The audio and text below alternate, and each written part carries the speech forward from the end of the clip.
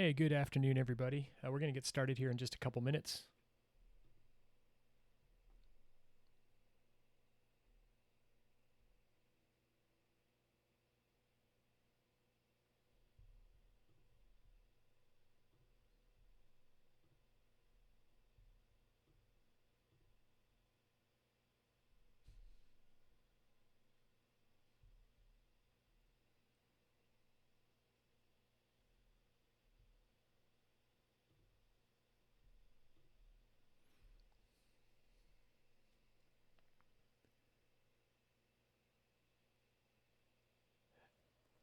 Good afternoon, everybody. Welcome to the Q&A session today. We're going to be talking about Amazon WorkSpaces. We're going to get going just in maybe a minute or two.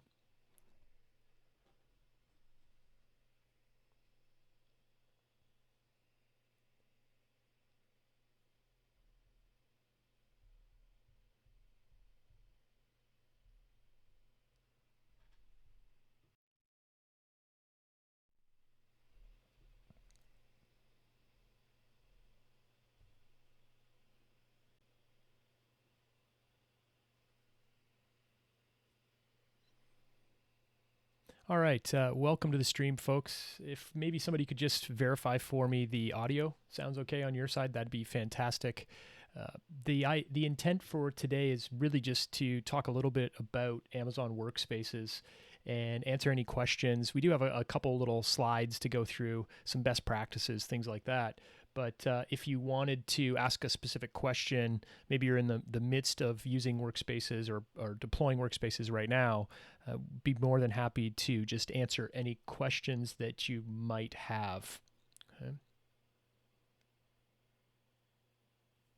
Let me just change the setup. So I've got here just the main Workspaces client page.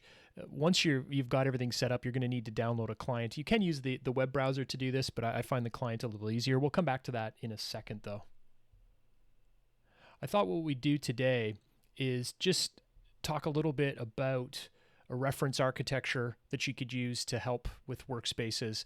But I guess prior to talking about what that architecture may look like, for those of you that just aren't quite sure about Workspaces, Workspaces allow you to deploy virtual desktops running on the Amazon platform. You can run both Windows, Amazon Linux, and Ubuntu workstations right now, so you've got some flexibility. And you also have the ability to use things like the Workspace Application Manager, or WAM, to build your own bundles, push software out, and maintain software on your workspaces. So a lot of flexibility. Just last week, we've helped a customer deploy several hundred workstations or workspaces into their environment as everybody is shifting the way they're working right now because of the situations out there. So it's a really good solution to help you kind of navigate these, what I'm calling right now, interesting times.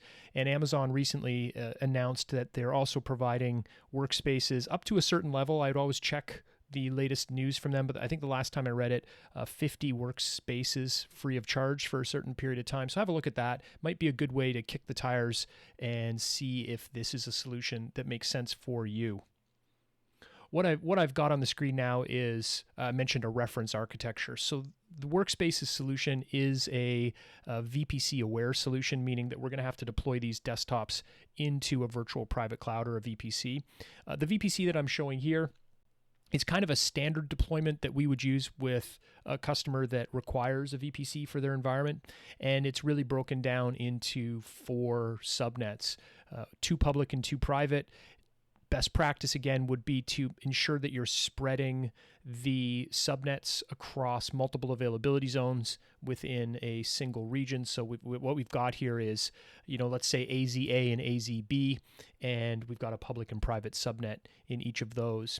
We've connected this VPC to the outside world. We've got an internet gateway up here at the top, right, connecting us to the public internet. And at the bottom of the diagram, I've just shown the virtual gateway, the VGW. Sometimes you'll see this as the VPG as well, as a way to connect back to your on-prem environment. So this is kind of a foundation. It's I think a good way to get started with Workspaces, but you could use this foundation for any number of solutions where you need a VPC if you're deploying EC2 instances, RDS databases, things like that.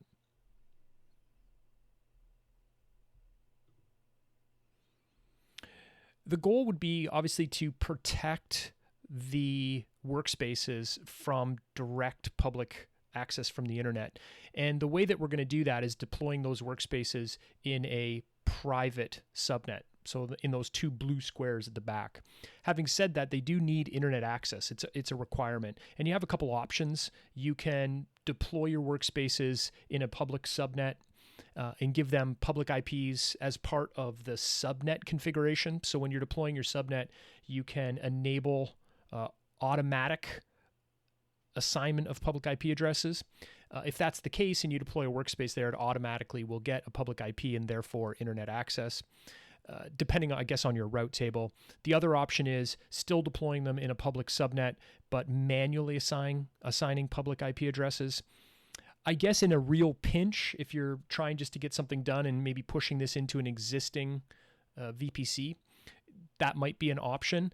Our suggestion, or my suggestion, would be that you deploy them in private subnets. So in order for those resources, the workspaces, to get access to the internet, they're going to need to work through something else, right? They're going to have to traverse or transmit data. I'm all tongue-tied here, through something else. In our case, what we've done is we've deployed 2 NAT gateways. Again, a NAT gateway for each availability zone. There are costs associated with the NAT gateways, but it is an effective way to limit direct public access to these resources, workspaces or otherwise. So you can see kind of we're building on top of that foundation.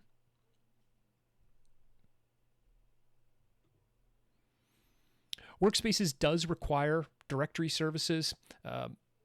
Now, you can get away with, remember, Linux workstations, either AWS Linux or Ubuntu or Windows workstations. The directory needs to be created prior to deploying workspaces. The directory service actually supports a number of options. So you could do a standalone simple AD deployment. You could use an AD connector, or you could stand up a full Active Directory solution on the Amazon platform. In the last week, what we've actually seen a lot of our customers do is deploy Active Directory connectors. So I'm not quite sure if this is exactly the best way to describe the connector service, but the way that I like to think about it is almost like a proxy. It's basically going to connect back to your resources, an existing directory solution on-prem. Okay. It still sets it up in a multi-AZ environment, so you have high availability whether you're using a simple, a connector, or a full Active Directory deployment, but it is a requirement before you can deploy workspaces. Okay. So the directory service is actually going to go back through, in our example here, the virtual gateway, which is going to give us either a VPN connection over the public internet or potentially going through a DX connection back to your on-prem environment. So the directory service can talk to your on-prem directory, establish a trust relationship if you need it. One other thing on that, if you do require trust relationships, the only directory service solution that supports that is the full AD deployment. So connectors and simple AD, you can't establish trust relationships. Once the directory is deployed, then we can go ahead and start our workspaces deployment. At this point, you register your directory solution you register your workspaces deployment with the directory service, and you can either start creating users in the directory, or if you've connected that directory to something existing already, then you'll be able to search for users and associate them with workspaces. So this is a pretty basic reference architecture. We've used it several times over the last week or so as more and more of our customers start implementing work from home solutions for their employees. It's simple, it's effective, and it'll get you going really fast. And in a lot of cases, if we had more time to plan this, we might take a slightly different route as far as a full Active Directory environment that allows us to share that directory across multiple environments. In this event, these again interesting times mean that in some cases we've had to do things a little quicker for our customers, and this is a great reference architecture that you could use to stand it up very quickly and get access to the resources that you need. A couple other things, actually, before we move on, anybody have any questions? if you want, you can just throw them right in the chat window. I'm keeping an eye on the chat window as we're walking through this. So if something comes up, you just have a general question, feel free to throw that into the chat window, and I'll see if I can answer it. If I can't answer it, I'll definitely take a note and we'll broadcast a solution or post something on the blog later on for that question. Before getting going on this presentation today, I wanted to basically set up that reference architecture and walk everybody through it. So the first thing I wanted to show was the VPC that we created.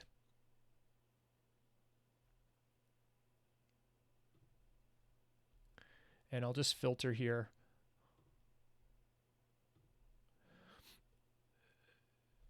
So based on that diagram that we saw earlier on, here's our VPC. And we've got those 4 subnets. Okay, so 2 public and 2 private subnets spread across 2 availability zones. And you can see here that what we've done is we've created very large, if I just highlight these 2 right here, very large private subnets.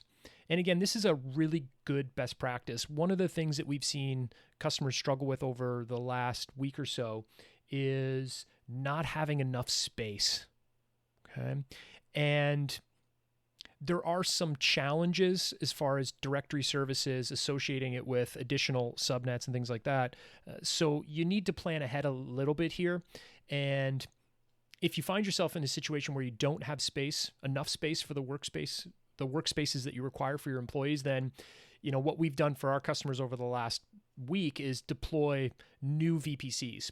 And this is a good example of where it's maybe not ideal, but getting up and running and getting your employees access to the environments is what's most important. So sometimes you might have to be a little flexible. In our reference architecture, though, you can see that both of our private subnets are /20 CIDR blocks. So we would have, in theory here, if I wanted to use this, I would have a lot of space to deploy workspaces. Okay. Another thing just to keep in mind is workspaces does have a soft limit, and I would always check the documentation on this, but the last time I looked, I think the soft limit was only 15 workspaces. So it doesn't give you a lot of space, right, for any organization of any size. What I would do is immediately open a support ticket with Amazon. They're going to ask you a few questions because you can imagine there's a lot of people wanting more workspace environments for their deployments. You can walk through those with the tech support person, and usually pretty quickly they can increase the limit of workspaces that you have available, and you can start deploying the solutions for your customers. So in our reference architecture, really small public subnets, but not what I'll call stupid small, and then much larger private subnets. So it gives us the flexibility to deploy the workspaces that we need. And again, I think this is a good reference architecture pretty much for anything that you're going to do that requires a VPC. The general rule is small public subnets, large private subnets. Okay. So we set this up prior to firing up the Q&A session today, and this was all deployed through CloudFormation. So we can do this in an automated way. Okay. Ultimately, CloudFormation, I think, is the right way to do this because it allows you to do it programmatically, ensure that the VPC looks the same every single time you deploy it. So have that reference architecture, build the template, and then use that template across multiple regions or multiple accounts, depending on what it is that you're trying to accomplish. Okay. Another best practice, and not necessarily tied specifically to workspaces, is route tables. Every subnet within our VPC, we assign a unique route table to it. This is another challenge that we've seen over the last week with some of our customers where maybe they've got a single route table for all of their subnets. It might not give them the flexibility they need to route traffic from the workspaces a little differently maybe than they want to route traffic from, let's say, EC2 instances if they're kind of piggybacking on an existing VPC. So if you have the opportunity to plan ahead here, then you should plan ahead and create individual route tables for every subnet within the VPC. In our example here, there's really nothing fancy in this environment. If I select one of our private route tables, you can see that we're leveraging our NAC gateways. So we've got our local route, which we can't change. And then we've got, in our example here, the any route saying, hey, if you're trying to go anywhere other than the VPC, talk to the NAT gateway. Okay. Speaking of the NAT gateways, we have two. Let me just resize this. Okay, one in each availability zone that is covered by our VPC. Okay. Remember that NAT gateways are highly available, scalable solutions, but they're highly available and scalable in the AZ where you've assigned them. So they are going to cost you some money. And I know a lot of times when you read about cost optimization, people talk about that sometimes a NAT gateway may be a little more expensive than a lot of people think, but the way, or think it should be, the way that I approach it is that without a NAT gateway, you may save some money, but you may also introduce a hidden bottleneck within your environment. A lot of cases when we're doing work for customers and the experience they're having, the performance experience that they're having may not be as good as they had hoped. We often find very, very small, old NAT instances. Somebody's deployed like a T2 Nano or a T2 Micro. And remember that the throughput, the network capacity of those instances is dependent on the types and sizes of the instances that you deployed. So if you go with a NAT instance, it may save you money, but it might maybe also become a bottleneck. Whereas the NAT gateway can automatically scale, and it can burst up to, the last time I looked at the documentation, I want to say 25 gigabits. So it can handle a lot of traffic, and it avoids a situation, especially if you start thinking about potentially, dozens, or in a couple of our situations, hundreds of users now pushing traffic through potentially a NAT gateway. It could very quickly become a bottleneck. Or sorry, a NAT instance. It could very quickly become a bottleneck. So it's going to cost you a little more, but it gives you a lot more flexibility in the end. Okay, so that's a little bit about the VPC. I also wanted to show the directory that we've created. This is the directory that we created. For the demo today, I created a full AD deployment because we don't have, being fully remote, no office or anything like that, we don't have a centralized AD deployment that we could use a connector. I mentioned already that in most cases, our customers are, if they don't already have a directory solution deployed in AWS with a trust relationship back to their on-prem Active Directory, they are deploying, in some cases, multiple directory connectors, AD connectors, in order to get them up and running quickly. I would say long-term, you would want to create probably a full AD deployment, because the full AD deployment is shareable first off across multiple VPCs. It also gives us a lot more support for workloads running in AWS, things like RDS instances. The list is quite long. So in a pinch, a connector is a great way to get going, especially if you have to do something very quickly, kind of like this week. But longer term, you might want an Active Directory deployment where you have a trust relationship established with your on-prem environment. But the directory service itself is fully managed. In my case today, I deployed this manually through the management console. It does take a little bit of time. I kind of wrote down roughly about a half an hour to deploy a small standard edition Microsoft Active Directory deployment. Obviously, that time's going to vary. You never quite know, but just it's not going to be immediate. If we were doing this for a customer, we would, again, deploy this through some automated tool. Our choice for that is CloudFormation, but ultimately it's up to you to decide what you want. And you can see we've created our DNS information, our NetBIOS information. We've associated the directory with a specific VPC, and the most important part is associating within that VPC the directory with subnets. What we've got here are the two private subnets that we created in our deployment. Okay, so what's happening under the covers is that when we deploy the directory service, we end up with two Active Directory instances running, spread across multiple availability zones within that single region. So highly available. There's replication. What's also great about this service, not specific to WorkSpaces again, is that you can see here maintenance is handled for us. We've associated it with WorkSpaces down here, but you can also associate it with RDS, the management console. A number of other services are supported. So you've got some flexibility and it's fully managed. So it might get you over the hump right now for satisfying your work from home requirements. But longer term, this really does become what I'll call a foundational service within the majority of deployments that we do for our customers. The most important part, once the directory is actually created, is registering that directory with the WorkSpaces solution. So if I go over to WorkSpaces,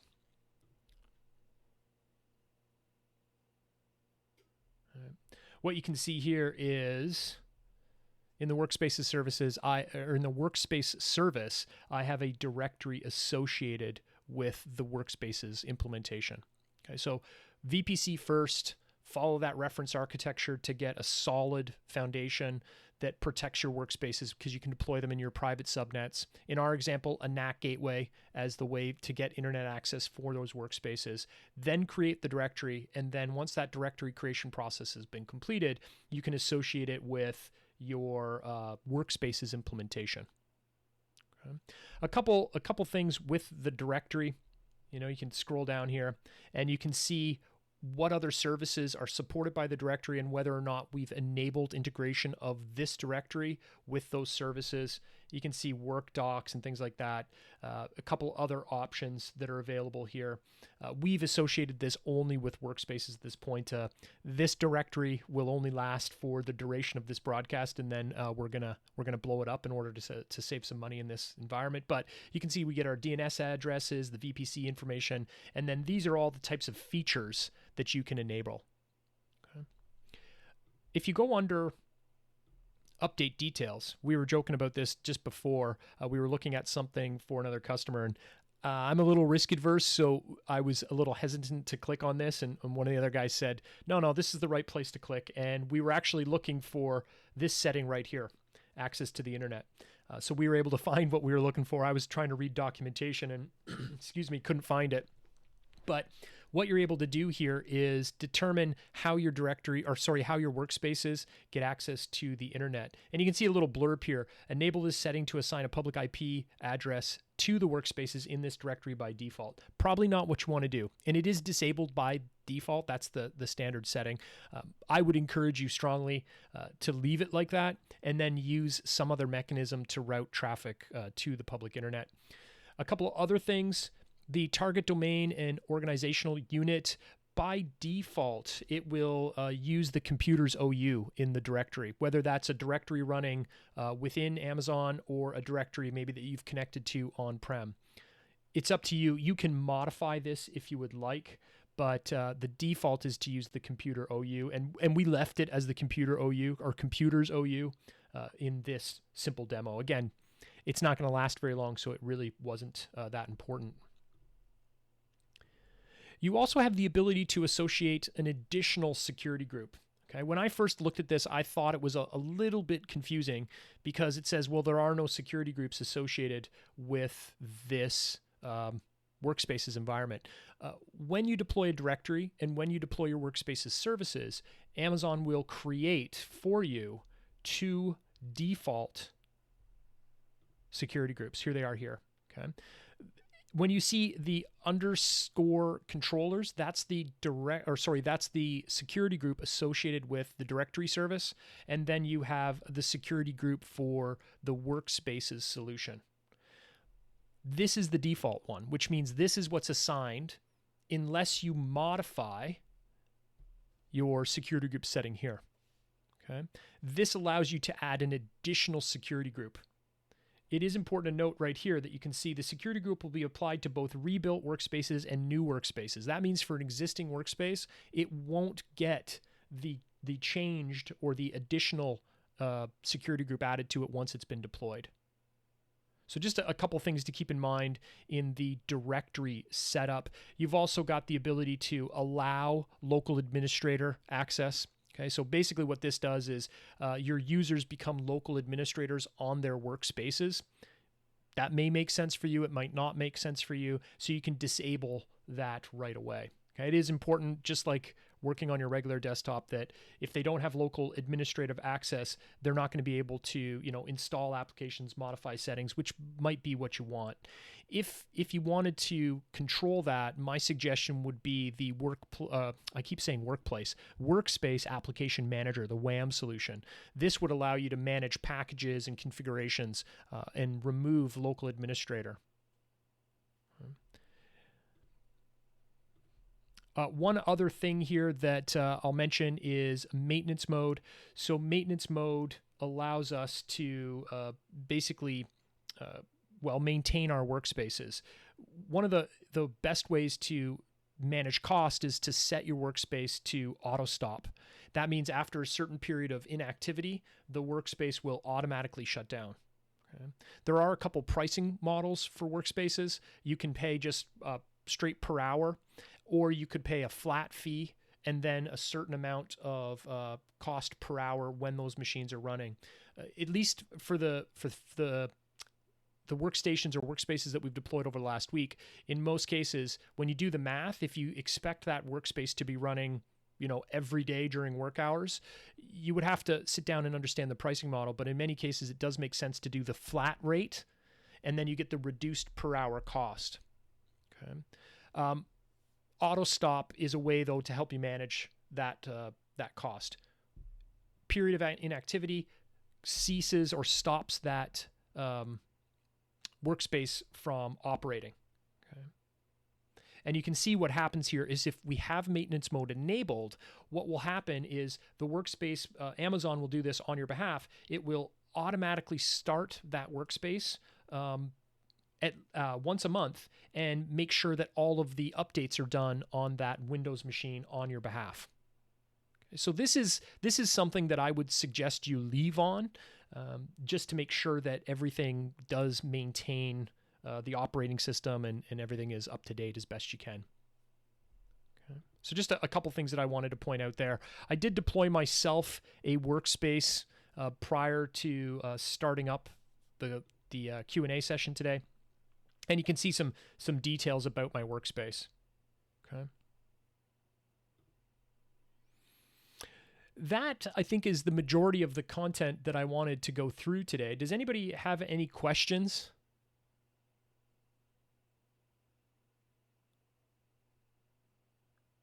All right. Well, I think we're going to call it there. Thanks for joining us today. It's our first Twitch broadcast, so we're kind of learning as we go with a couple of these things. So I appreciate there were a few little glitches right at the beginning. I'm not sure if they showed up in the stream or not, but we madly fixed those up. So hopefully this was good quality. We're going to run these more often now, so keep an eye within LinkedIn, or if you subscribe here in our Twitch channel, you'll know when we're online. We're going to do some more Q&As and some more demos as we go through the next month or two over the spring and summer. So thanks very much, everybody. Take care. Stay safe. Hope to see you back soon.